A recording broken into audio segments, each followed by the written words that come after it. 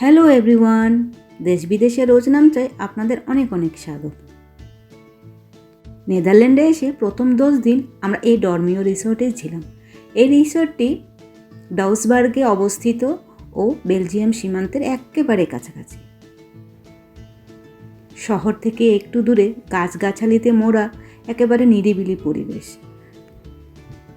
চলুন তবে রিসোর্টটি একটু ঘুরে দেখে নিই। রিসোর্টটি এতটাই বড় যে প্রথম যেদিন আমরা এই রিসোর্টে আসি দেখলাম রিসেপশন থেকে একটা ম্যাপ ধরিয়ে দিয়েছে। আসলে রিসোর্টটা এতটাই বড় যে রুম খুঁজে পাওয়াটাই সমস্যা, আর আমাদের দেশের মতো কোনো সার্ভিস বয়ও নেই যে আমাদেরকে রুম পর্যন্ত এগিয়ে নিয়ে যাবে। এখানে যে রুমগুলো আছে তা সবই মোটামুটি ডুপ্লেক্স ও সার্ভিস অ্যাপার্টমেন্ট, অর্থাৎ এখানে আপনি রান্নাবান্না করেও খেতে পারবেন, আবার রেস্টুরেন্টে গিয়েও খেতে পারবেন। তবে রেস্টুরেন্টে খেতে হলে আগে থেকেই আপনাকে সিট বুক করে নিতে হবে। এখানে আছে বাচ্চাদের খেলার জায়গা ও সুইমিং পুল।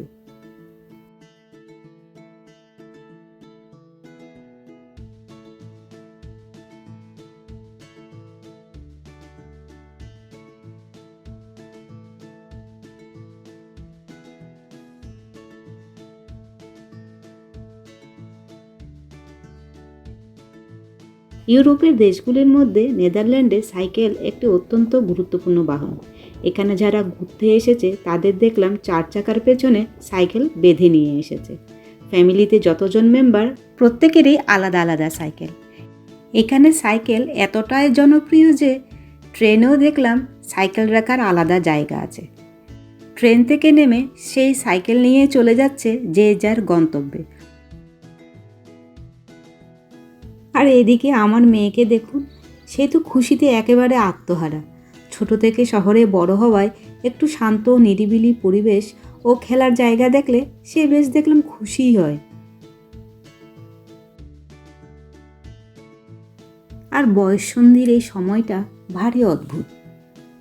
এই সময়টা তো আমরাও পেরিয়ে এসেছি, কিন্তু ওদের মতো এতটা মূর্ছিং বোধহয় আমাদেরও হতো না। তবে পড়াশোনার চাপটা ইদানিং না থাকায় খিটখিটে ভাবটাও দেখি মেয়েটার চলে গেছে।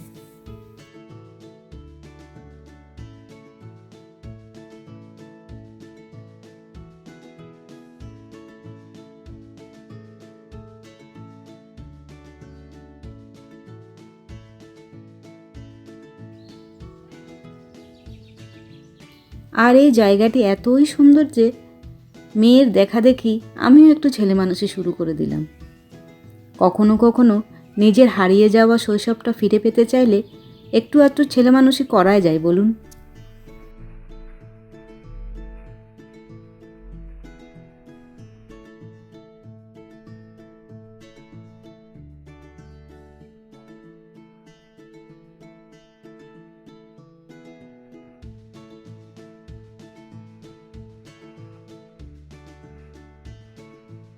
আর এই যে মানুষের তৈরি পাখির বাসা, ওখানে মনে হয় পাখির বাচ্চাও ছিল। বেশ চিচি একটা আওয়াজও আসছিল। এখানে দেখলাম আশেপাশের কয়েকটি গাছে এরকম বাসা তৈরি করা আছে পাখিদের সুবিধার্থে।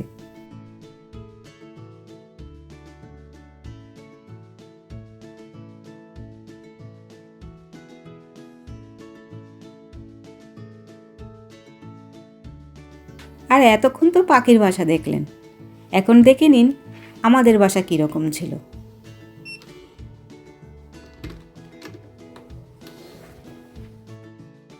আমি তো আগেই বলেছি এগুলি সার্ভিস অ্যাপার্টমেন্ট, তাই রান্না করে খাওয়ার জন্য পর্যাপ্ত সমস্ত কিছুই ছিল, শুধু আমাদেরকে একটু বাজার করে নিয়ে আসতে হয়েছে এই যা।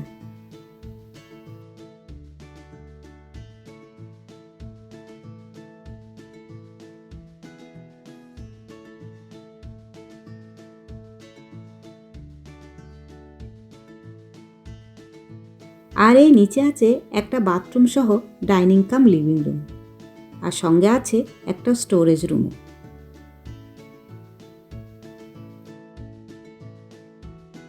আর যে কোনো ছুটির দিনগুলোর বিকেলবেলায় চা বা কফি খাওয়ার সৌভাগ্যটুকু আমার হয় বরের হাতে।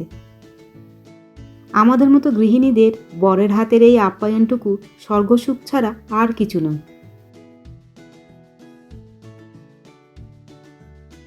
ডাচেদের এই সিঁড়িগুলি বেশ অদ্ভুত ও মজাদার, তবে সিঁড়ি দিয়ে ওঠানামা করতে আমার একদমই কমফর্ট ফিল হয় না।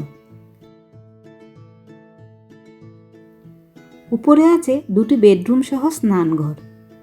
এই জানলাগুলি দিয়ে সূর্যের আলো বেশ ঢোকে।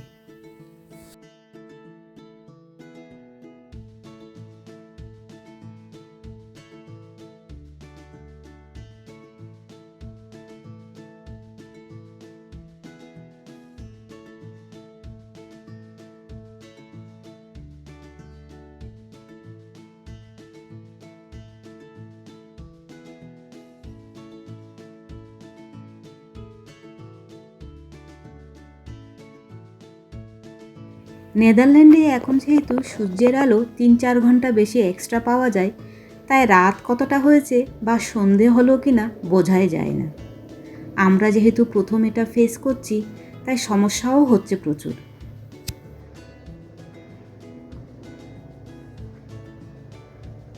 এই দেখুন না, রাত 9:30 বেজে গেছে, অথচ সূর্যের শেষ আলোটুকু এখনও রাতের আকাশে দেখা যাচ্ছে।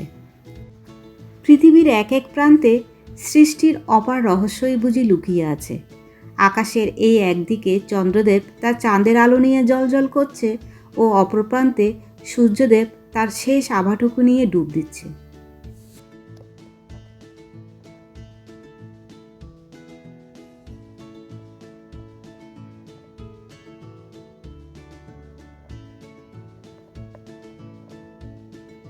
ব্লগটা আজ তাহলে এই পর্যন্ত। এরকম আরও ভিডিও দেখতে চাইলে আমার চ্যানেলটিকে লাইক, শেয়ার ও সাবস্ক্রাইব করতে ভুলবেন না।